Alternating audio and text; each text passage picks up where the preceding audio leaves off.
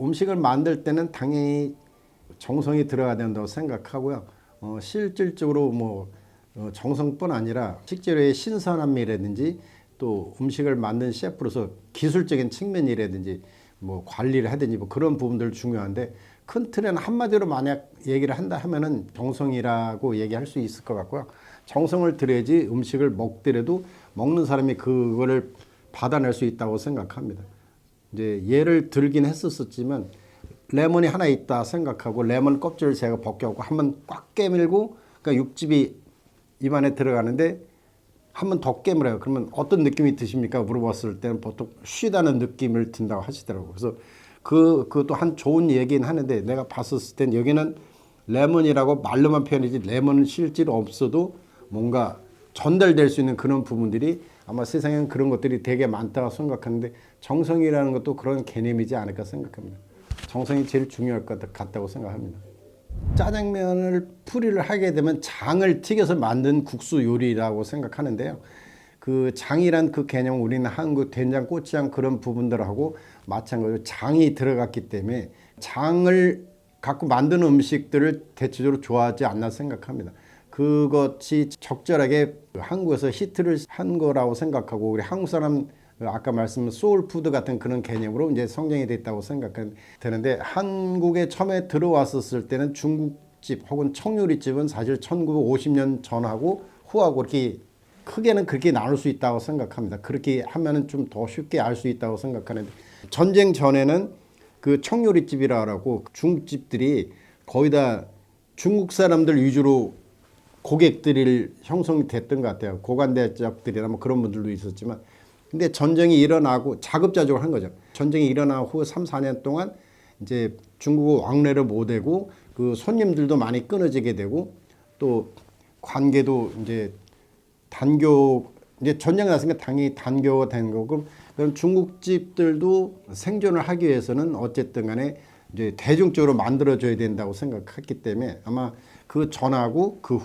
그 전에는 거의 화교들이나 청나라 사람들이 많이 고객으로 자리를 했었고요. 그 후로는 대중화 시켰기 때문에 그러면서 이제 한국화가 되기 시작한 거고, 주방에서 일을 했던 한국인들도 주방장도 되고 혹은 식당도 운영을 하다 보니까 이제 이때부터가 한국의 짜장면의 제일 전성기가 되지 않을까 생각합니다. 그래서 아마 그때부터 한국의 짜장면으로 이제 검은색 춘장 캐러멜이 개발이 되기 시작하면서 검정색으로 되면서, 검정색이 오히려 그 된장 같은 진한 된장 색깔보다는 더 맛있어 보이고 식감도 좋다 하더라고. 그래서 이제 하루에 700만 그릇이 팔 수 있을 정도의 아주 대단한 음식이 됐는데요.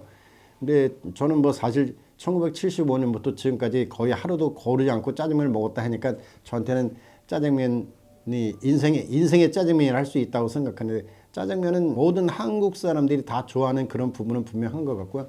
K푸드가 전 세계적으로 많이 알려지기 시작하면서 짜장면도 거기에 보태져 가지고, 오히려 짜장면은 한국에 있던 것들이 오히려 역수출을 했고, 중국이나 북경 같은 데도 짜장면이, 한국식 짜장면이 또 유행을 한다 하니까 아이러니하지만 세상 자체가 되게 많이 바뀐 것 같습니다.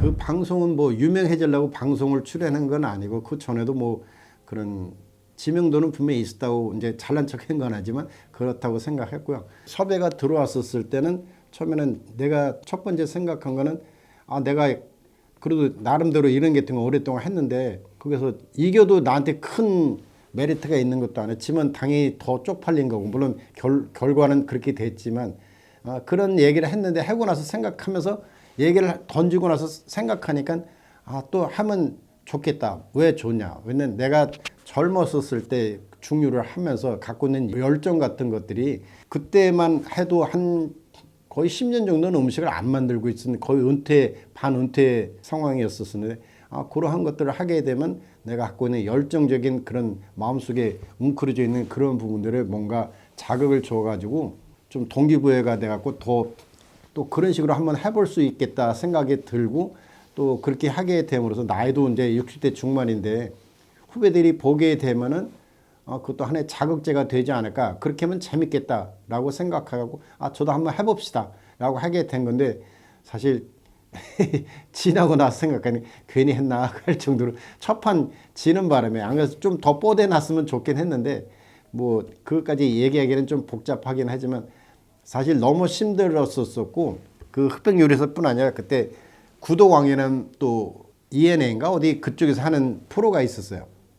흑백 요리사는 이제 가서 예선 같은 거 하고 이쪽에는 벌써 우리가 준결승까지 올라갔기 때문에 거기도 되게 신경을 많이 썼었기 때문에 아마 그때는 눈코 뜰 새가 없었던 것 같아요. 근데 1회전에 탈락했고 얘네들은 결승까지 올라가가지고 했는데 어쨌든 간에 흑백 요리사가 대박 터뜨리고 전 세계적으로 글로벌 셰프가 되게 된 동기도 있는 것 같긴 합니다. 중화권은 아니지만 대만, 홍콩, 말레이시아 뭐 이런 쪽에서 많은 콜들이 있었었고 그래서 조금 의심스러운 거죠. 아 진짜 이런 거 갔다 온 사람들마다 또 대만 가면 진짜 이게 좋아 막 이런 식으로 얘기한 거를 아직 가볼 시간이 없었었기 때문에 좀 한번 가보고 싶다는 생각이 들긴 합니다. 2025년 금년 새해가 밝았는데 연초에는 한번 가보려 했었었는데 그럴 기회가 있을 듯 하면서 없어가지고 아직 가보지 못했습니다. 한국에서는 50주년 기념 행사를 다른 장르는 잘 기억하지 못하지만은 해외에서는 입주, 이 주방에 입문한 지 40주년 기념 행사, 50주년 행사 그런 걸 되게 많이 하더라고요. 저도 이제 한국 중요협회 제가 회장을 오랫동안 했었으니까 저도 초대를 받아가지고 그런 데를 많이 참석하는데 거기 가게 되면 제자들이나 많은 세계 각국의 지인들이 와가지고 그 기념 행사에 참가를 하고 축하도 해주고 그러는데 저도 그때부터 이제 해외를 다니면서 그런 거를 꿈을 꾸긴 했었죠. 왜냐면 그걸 하게 됨으로써 나뿐 아니라 한국에서 중국 요리를 이 상당히 오랜 기간 돼 있는 역사를 갖고 있는 중국 요리가 전통 개성이라든지 뼈대가 있는 그런 느낌을 받게 해주는 것은 그게 제일 자부감을 느끼면서 이런 일을 하게 되는 데서는 되게 좋다고 생각했기 때문에 전에 이금기라는 회사를 제가 이금기라는 회사에 고문을 한 지 한 20년 넘었는데 그런 얘기를 무심코 했었었는데 그분들이 저를 도와준다 해갖고 금년에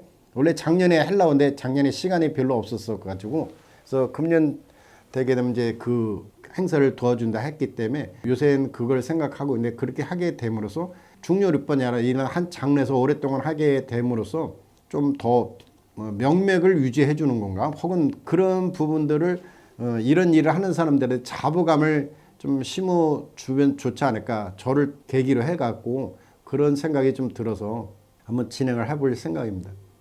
이모 군란 때부터 한국의 중요리가 시작했다고 생각되는데요. 뭐 청나라 시절이죠. 그때는 이제 군인들이 파병이 오면서 올 때 군인들만 오는 것이 아니라 상인들도 따라오면서 돈 많은 상인들이 당연히 여기 와서 자기들 밥 먹으려면 셰프 이제 조리사들 데리고 와야 되니까 주방장도 데리고 와야 되니까 그렇게 해서 이제 시작이 된 거고요. 그때는 이렇게 보편화되진 않았지만 100여 년 전의 일들이니까 그 후 아마 일제 시대부터 청요리 집들이 되게 많았고 내가 알기로는 청요리 집이 옛날에는 거의 기생집이라 했더라고요. 지금처럼 뭐 짜장면 짬뽕 그런 개념이 아니라 그 안에서 뭐 밀당 같은 거 많이 하고 비즈니스 같은 거 되게 많이 했던 쪽이었다고 생각하는데 그러면 그때 기생들도 옆에 앉아서 이렇게 시중을 들었다 합니다. 근데 저희들 때는 그걸 못 봤으니까 이제 선배님들이나 어른들이 그런 얘기한 거를 듣긴 했는데 아 그럴 수도 있다 가상을 할 뿐이지 실제는 잘 모르겠고요.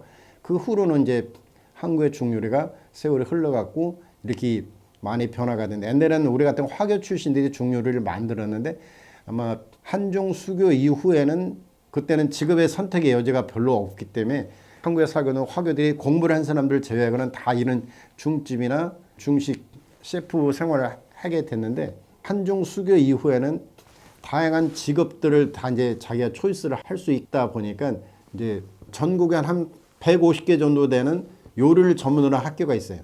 조리 전문 학교. 거기서 배출하는 학생들이 이제 화교들이 이런 일들을 아니니까 거기서 배출되는 학생들이 중요를 하기 시작했고 그래서 그 전엔 중국식의 중요리, 한국의 중요리였지만 지금은 한국 사람들이 만드는 한국식의 중요리가 이제 형성이 되는 것 같고요. 앞으로 아마 그런 100년 동안 중요리를 만들어 온 중국 사람들이 아니고 이제 앞으로의 100년은 한국 사람들이 만드는 중요리가 될 것 같습니다. 일본의 경우도 그렇으니까. 그래서 지금도 일본에도 저희들도 이제 해외에 가게 되면 일본에서 파견 나온 중요리 하는 사람들을 보게 되면 일본 사람들이 되게 많더라고요. 각각 한두 명 화교나 중국 사람들이고 나머지는 다 일본 사람들이다 보니까 어떤 데는 커뮤니케이가 좀 쉽지 않은 경우도 있고요. 근데 짧은 영어나 짧은 일본말로 이제 소통하긴 했는데 그래도 뭐 그 해외에서 만나게 되는 각국 셰프하고는 손짓 발짓 바디 랭귀지가 제일 좋은 방법인 것 같아서 우리가 이제 중류를 만드는 기술자되니까 기술을 많이 배우는 것보다는 소통을 하는 거를 많이 배우는 것이 세상 살아가는 방법이라 저는 개인적으로 생각해요. 기술에만 너무 연연해서는 평생 기술자로 팔려나가고 기술만 해야 되니까.